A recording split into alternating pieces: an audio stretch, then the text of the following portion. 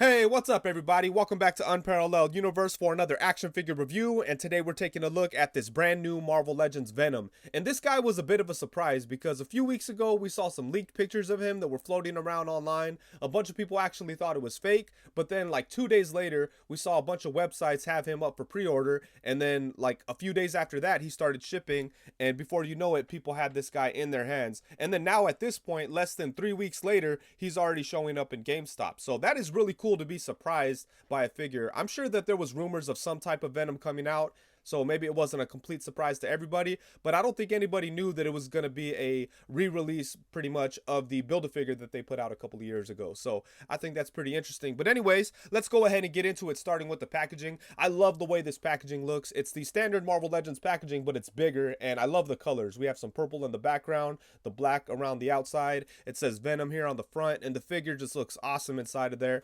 On the side of the box, we get some really cool looking Venom artwork. On the back, we get a look at the figure itself, and then a very brief description of Eddie Brock as Venom. On this side, we have some more really cool looking Venom artwork, and that's about it. The packaging is collector friendly, but let's go ahead and take this figure out and take a look.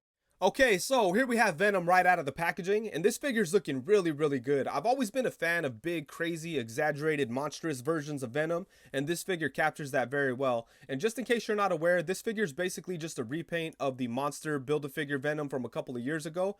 And I never completed that figure because I wasn't a big fan of the wave. There was a lot of re-releases that I wasn't interested in, and just some other things that I wasn't crazy about. So I never completed it, but I really wish I had because I do like that version of Venom. That one, of course, is based on Matt Gargan's Venom from the Thunderbolts, and I always like those books. So I really wish I completed that figure. But on the other hand, I'm kind of happy that I didn't, because then now this guy feels completely new to me, and I'm just really enjoying it, man. This figure is really nice, and I'm sure a lot of people aren't going to be as excited about it as I am because they're just going to see this as a repaint of a figure they already have, and that's definitely fair, you know. But for me, it's completely new, and I really dig it. And yeah, man, look at that. That looks awesome.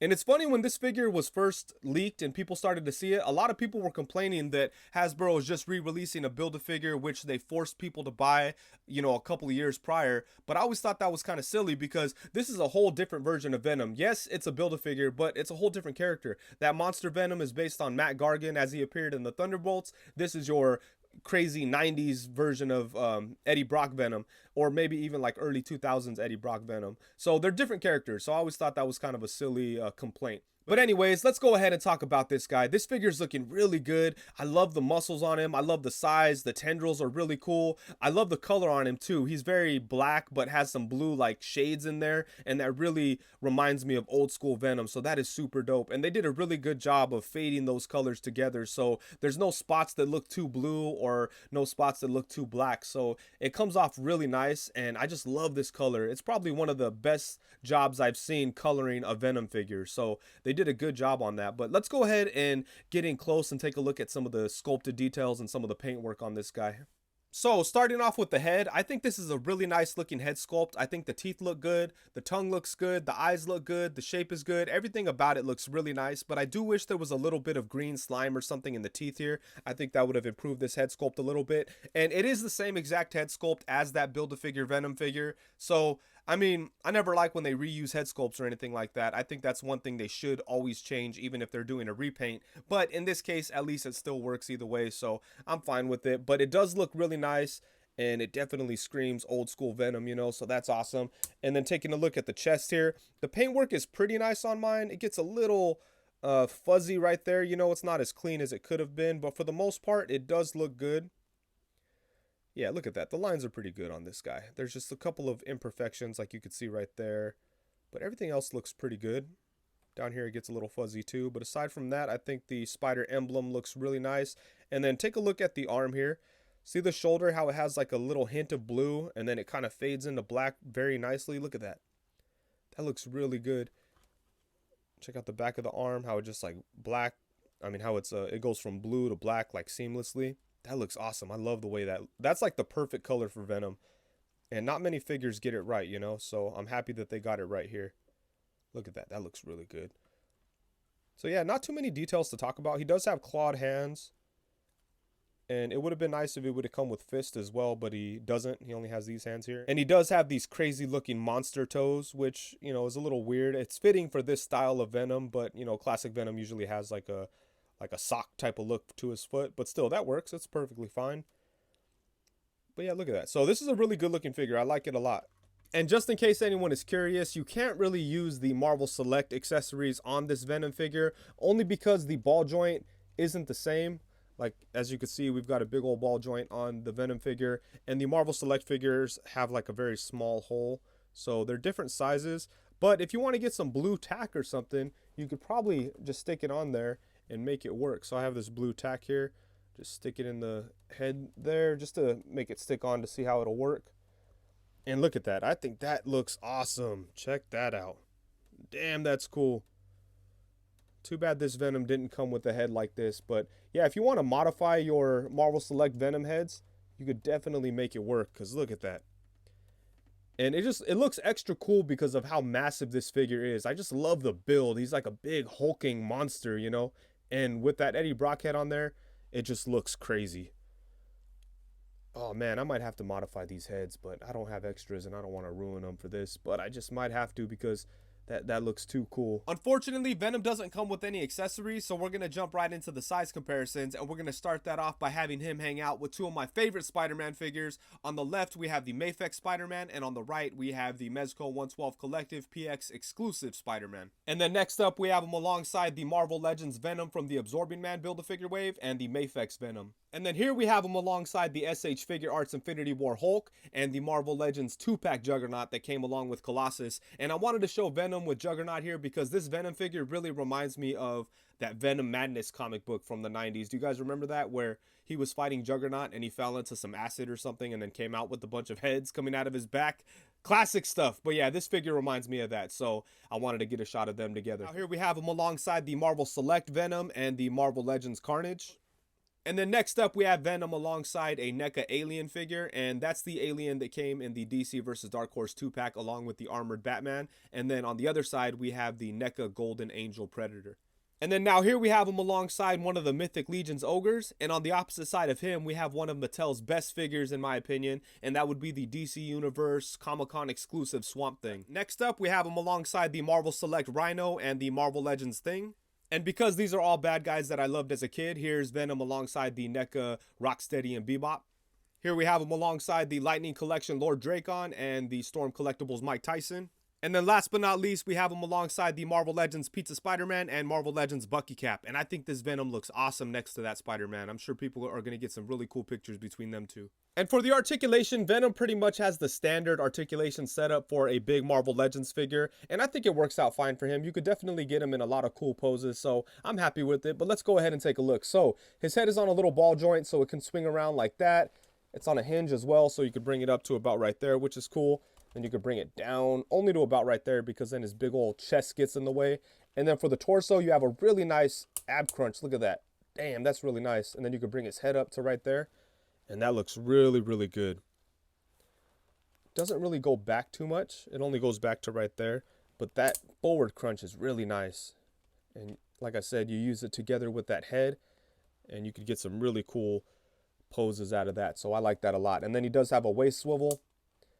And then his arms are on ball jointed shoulders, so they do go all the way around. It would have been cool if they like retooled this so that he had that shoulder swivel that Hulk has, even though it doesn't go forward as much as people like. It would have been cool just to have it to go back. And, you know, if they're retooling stuff, I guess they could have made it go forward more too. I think that would have been dope. But as is, the shoulder setup is pretty good. Like I said, it's basic, just a ball joint. One thing that's kind of frustrating about this figure is that it is a Build-A-Figure that's like put together, but it falls apart really easy. Well, actually, just this arm comes off really easy, and that's pretty frustrating. But I got to find a way to get it to stay in there. When I'm messing with it and moving it around, it comes off, and it kind of bugs me a little bit. You know, not a big deal, but just something that should be noted. And then he does have the upper bicep swivel.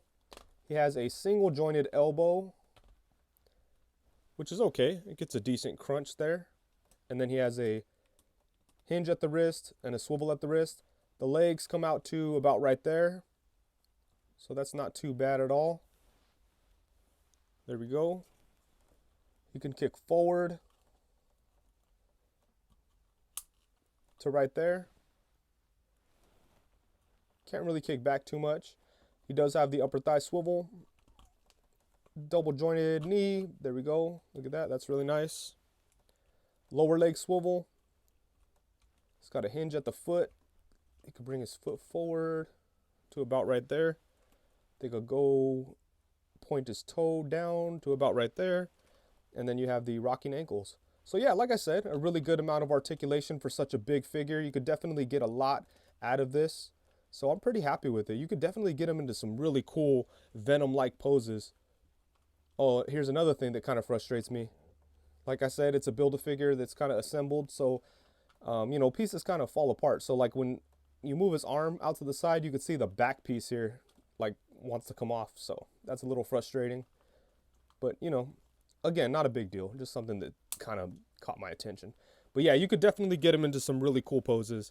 And yeah, I'm happy with the articulation on him. Okay, guys, so overall, I like this figure a lot. I think it's a really cool Venom figure. I love the way that it looks. As I said before, I've always been a big fan of the huge, monstrous version of Venom. Plus, Eddie Brock is my favorite Venom. So I'm very happy to finally have this version of the character in Legends form. And I think they did a good job with it. And I'm very surprised by how fun this figure is to mess around with, given that he's so big and he doesn't really have any new type of articulation. He's still a lot of fun to mess with and pose.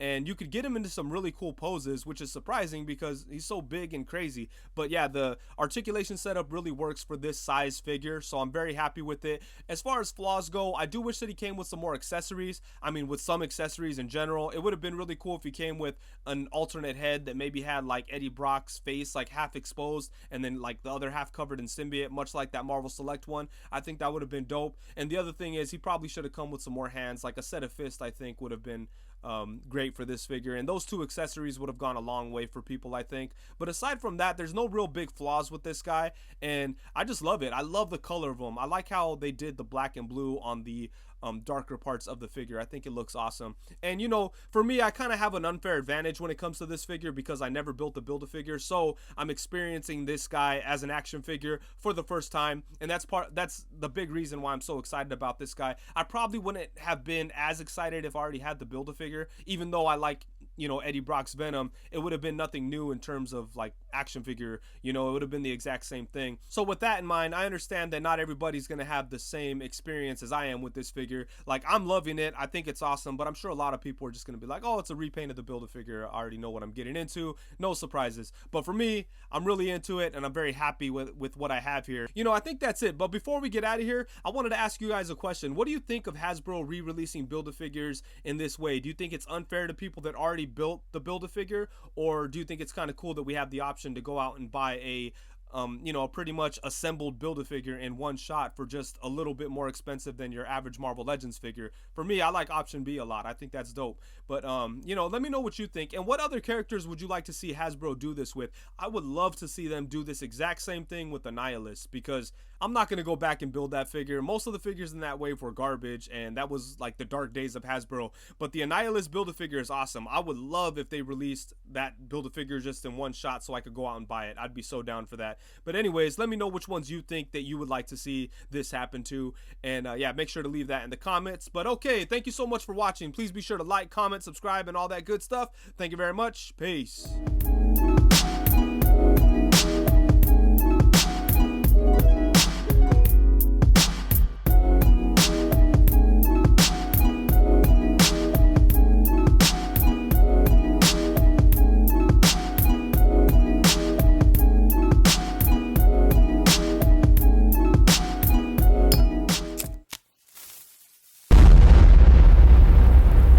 Crispy.